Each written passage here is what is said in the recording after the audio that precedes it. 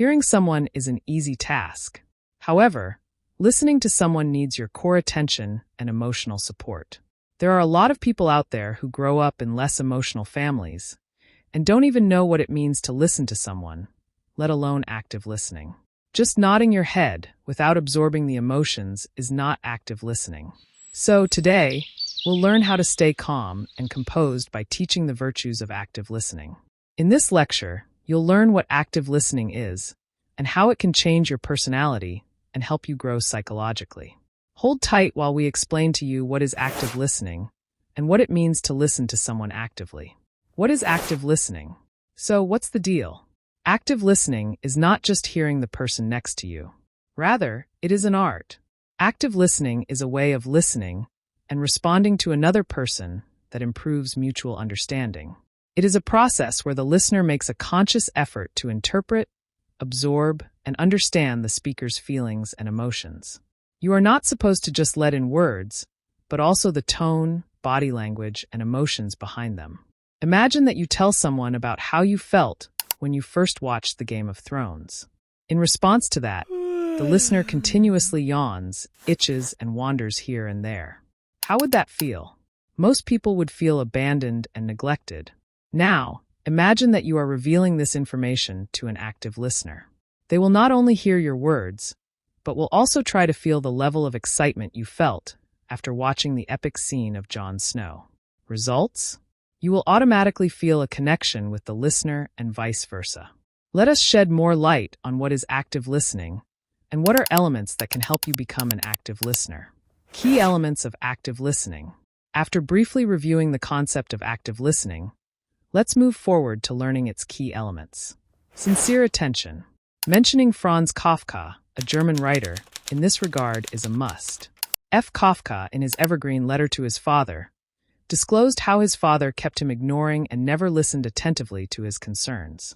As a result, what was carved out of that child was a mentally unstable, psychologically ill, and physically abused adult. Now imagine for a moment. Had his father listened to him attentively and understood his emotions and psychology, we would not have seen Kafka as an abused person.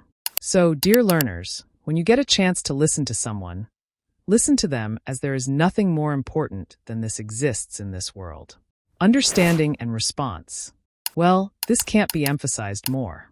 When you're listening to someone, how you respond and understand them really matters. Jack Zenger and Joseph Folkman explained that a bad listener is like a sponge, just soaking everything in without giving anything back. Instead, they suggest being like a trampoline, bouncing back energy, and making the person feel comfortable enough to share more. This helps the conversation flow better and makes the speaker feel heard. Therefore, when someone opens up their heart to you, be like a trampoline. Deferring judgment. The next element of active listening is deferring judgment. By this, I mean never allowing your personal biases to judge the speaker. For example, if the speaker is more inclined to uphold nationalist ideologies, you should never conclude that the former is somehow inclined to promote terrorism. Even in our daily life, we listen to a lot of people. The aim is to listen to them actively and not to assume anything that aligns with our prejudices. Maintaining eye contact. Constant eye contact defines the listener's interest in the conversation. It may seem quite weird if the listener keeps on seeing what is happening around them instead of what the speaker is trying to express. Maintaining subtle eye contact assures the speaker that you are actively listening to them. Continuous verbal affirmations. Your reflexive response to the speakers ensures your engagement in the conversation. And part of the reason is you can't just bombard information without receiving any feedback.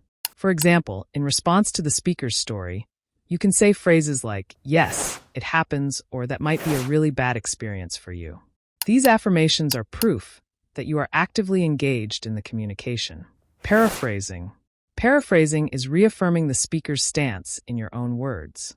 This practice allows both participants to resolve any misunderstanding that occurred in the conversation.